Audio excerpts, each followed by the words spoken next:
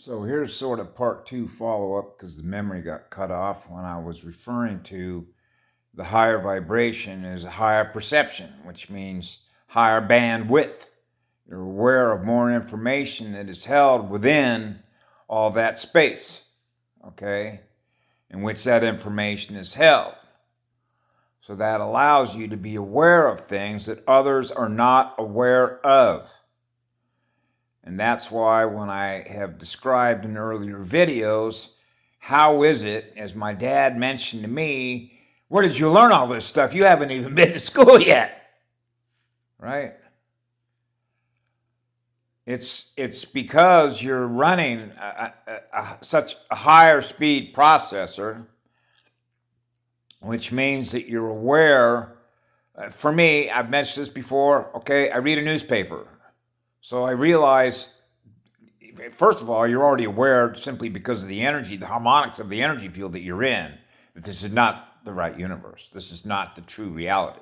So when you know that at 4 years of age, okay, you're already looking under the rocks to try and explain to yourself how this happened, okay, because you want to return home, right? Okay, the real universe. So when you're running a high-speed processor because you're running a high-speed Merkaba, okay, you realize that you're using your heart in which to do it with, right? Neurotransmitters, connected to more powerful neurotransmitters, in which you're connected to a huge network of information that you're processing in order to do what? Find out the speed at which those, if you will, represent Frankenstein, right? Because you know these are Frankensteins because they have access to knowledge and the speed at which they're gaining the knowledge, in which the knowledge that they're using, they do what with that information? Go look at the NCBI. Synthetic biology, signaling circuits, okay? Trying to control what it is that others experience, see? So they're playing fake gods. That's what they do. Okay, so you immediately realize that at such a small age that you have people in the reality in which you're sort of stuck in, if you will, in which you're aware of what they're doing and why they're doing what they're doing, because you realize as a spiritual warrior that you're in a spiritual war against evil. They do evil things. So they use knowledge that they acquire to do evil things against those of us that live in the light. Okay? Which means if you have free will and you're using the love in your heart, which is what light is in living spirit, to be free to experience what you want to learn and go on in the cosmos through the pathway that you've chosen to do it with, which is more powerful light and more powerful spirit, which is more powerful spirits in which you learn from to experience being with them, okay? And you have something else that is lower in form, okay, because of they've acquired knowledge about biological technology and how circuits and signaling and input information and output experiences represent what it is they think that they have the ability to control as a result of the acquisition of biotechnology knowledge, you begin to realize what in their mind they can do. Wow, that's a lot of power. Knowledge becomes power. The difference is between what we use with that knowledge and what they do with that knowledge.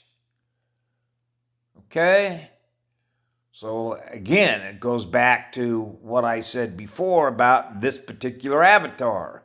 You want to be in an avatar to experience a universe and anything less than what a goddess would create for you to jump into and experience her realm? Now, if you ask me that question, I'd say, fuck no. Obviously, that's self-evident. So once you're already in a creation at the level at which Gaia operates, you want anything less than that? I don't think so.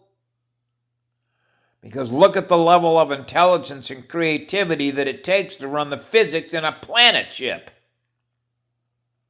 So now you got these little beings that are in these university campus genetic labs, okay, that are trying to do things that are essentially trying to alter what the real gods and goddesses put together in order to advance the cause in the cosmos, which is to live in greater peace, greater love, greater harmony, and greater balance.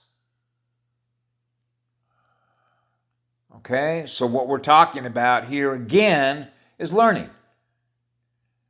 The evolution of spiritual growth and development, right?